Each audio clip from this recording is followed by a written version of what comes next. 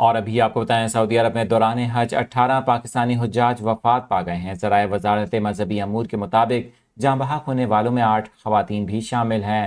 دوران حج وفات پانے والوں کی اکثریت بزرگ افراد کی ہے۔ وزارت مذہبی امور کے ذرائع کا بتانا ہے کہ پاکستانی حجاج کا انتقال ہارٹ اٹیک اور دیگر بیماریوں کے باعث ہوا ہے۔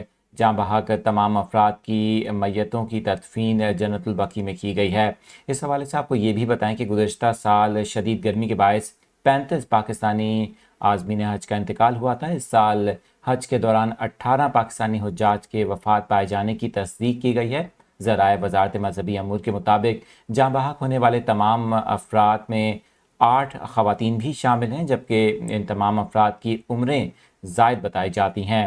ذرائع کا بتانا ہے کہ پاکستانی حجاج کا انتقال ہارٹ اٹیک اور دیگر بیماریوں کے باعث ہوا ہے۔